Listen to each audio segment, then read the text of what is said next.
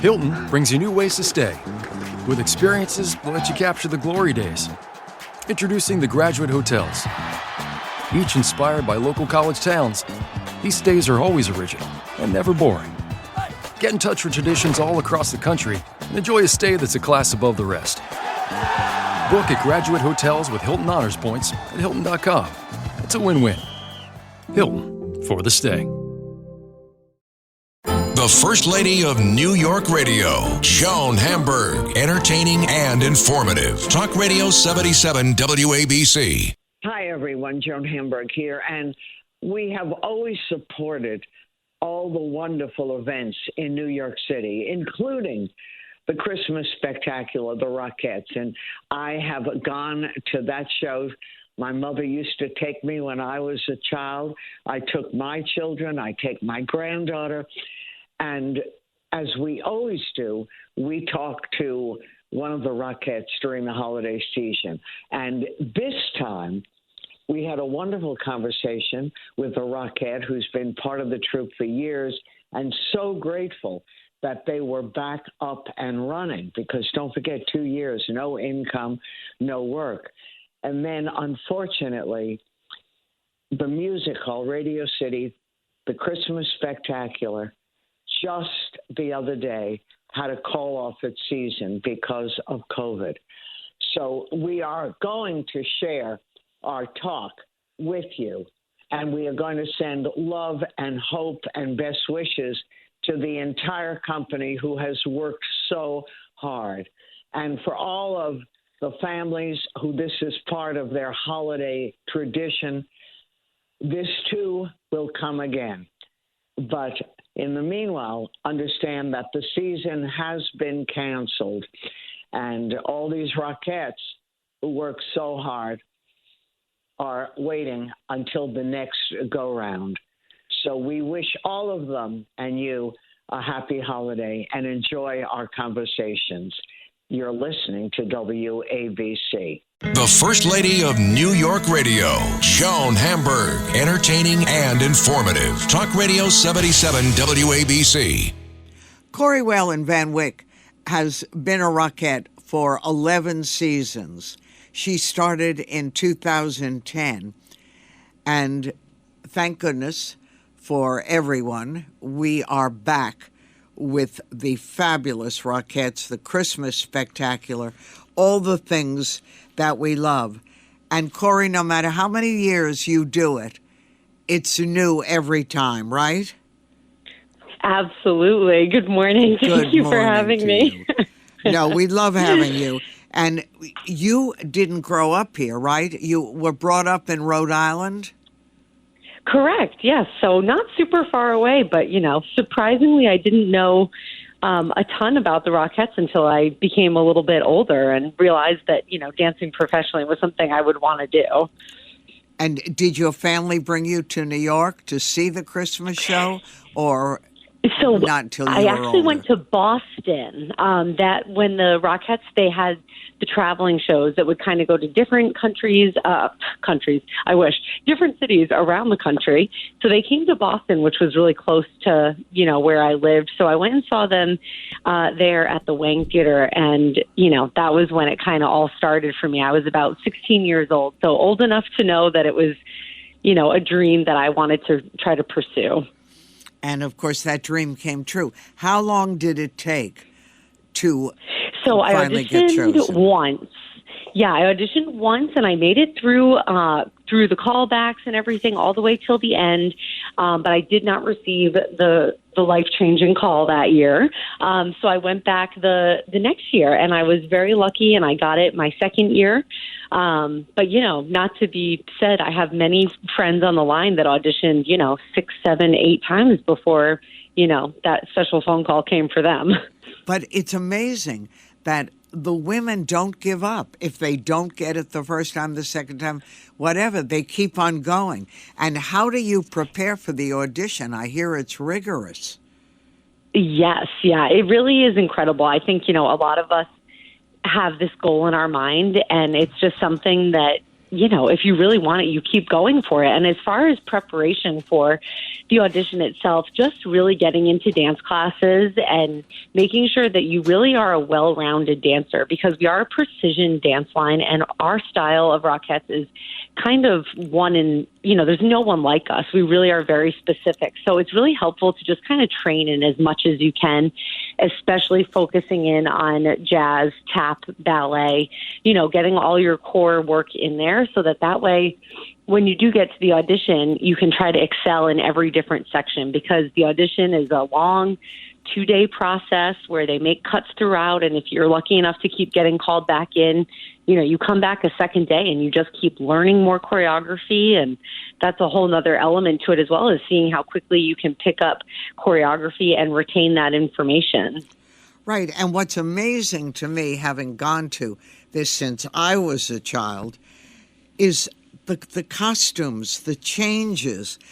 I couldn't believe it when I read that one of the big numbers after the Parade of the Wooden Soldiers, you only have 78 seconds to change. And that's correct. Just not one. That's the line.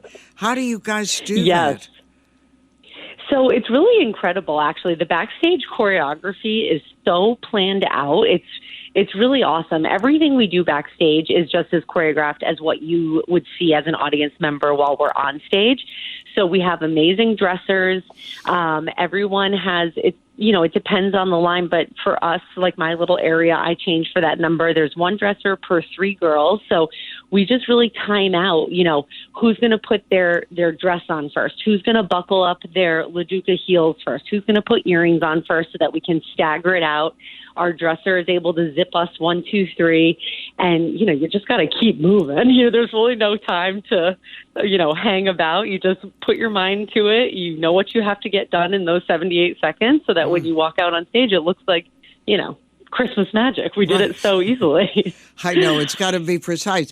And I also read that even the pants, used to be a different fabric, but now they're made from very stiff stuff, almost where they can stand by themselves. That must make it a little easier, though. Yeah, it's funny. It's definitely not easy to bend down. So if by accident you maybe drop your soldier gloves off stage before you enter on and you have to bend down, you usually need a little assistance. But once you're on stage, it really does help you keep that, really stiff wooden soldier feel, because, we really need to walk with our legs completely straight, no bend in the knees, arms straight and glued down by your sides. And there's something about it that just really helps you kind of stay in that form and get into that mindset of a wooden soldier by having your pants so incredibly stiff. And it's just for the audience to see the soldiers, for example, 36 of them in lockstep is unreal. Yes, and you incredible. Guys can't miss a second or you throw it all off. Absolutely. Yeah, that's why, our rehearsal process is really so, so important. We don't have a ton of time. We rehearse for about 6 hours a day, 6 days a week. Wow. And we do that for about 6 weeks leading up to the show opening. So, we really work hard for those weeks, because that's all the time we have to really gel as a line and make sure we're feeling each other as one. And like you said, especially for that wooden soldier one, it's so apparent when, you want to be in those exactly perfect lines and the exact perfect timing, so that we create those beautiful shapes on stage. And you only get 1 day off a week, or did I get that wrong? No, you are right. It's a lot, but we have a morning cast and a night cast. So it's not like all the shows in the theater every day are done by one group of women, unless it's that other cast day off. So I'm in the night cast. So, I usually have my morning to get things done, or my afternoon to rest, and then we'll go in for the evening shows. So yeah, but it's a lot. But again, it's one of those things where, we're already counting down to now I think we only have 2.5 weeks left. The season really flies by once you get into it. I know. And I'm sure you guys are exhausted, but it's exhilarating at the same time. It truly is. And, it's one of those feelings that you remind yourself of every day as the curtain is coming up at the top of the show when we're dressed up as reindeer.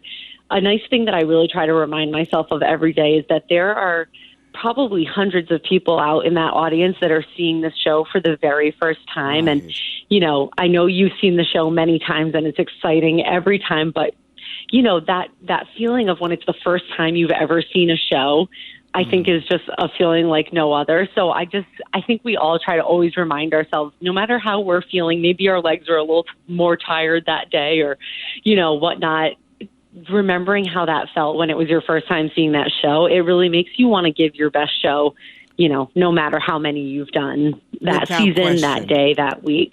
And Corey, when the women decide, you know, like their bodies just can't take anymore after many years, do most of them stay and dance?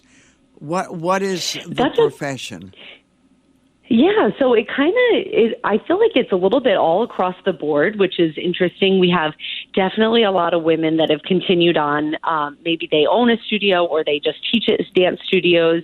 A lot of women I know are involved in dance competitions, so kind of getting a little bit even into, you know, more of the business side of things. But with that being said, we also have women that kind of go off to do completely separate things. A lot of fitness instructors for sure, because it's just kind of been part of their lives outside of Rockettes for so many years.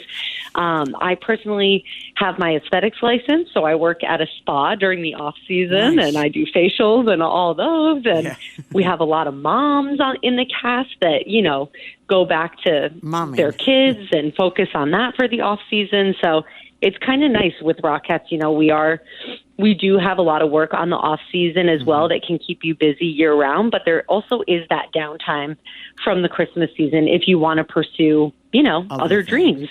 No, it sounds great. And by the way, tickets, you can either go to the box office or go to rockettes.com/Christmas. This is something, if you've never seen it, it's the thing to do. It's spectacular. I was telling Corey, who's been a Rockette now, it's her 11th season for many years, that from the time I was a child, I still remember the thrill of going with my mom, getting all dressed up and letting the wonder come before you. So congratulations to many more seasons and happy holidays. Thank you so much. Happy holidays to you, Joan. Thank you so much for having me. We loved having you, and we'll talk to you again, I hope. Merry Christmas. I hope so too. Merry Christmas. I'm Joan Hamburg, and you're listening to WABC, celebrating one of the great New York events, the Rockettes, the annual Christmas show. What would New York be without them? Stay tuned.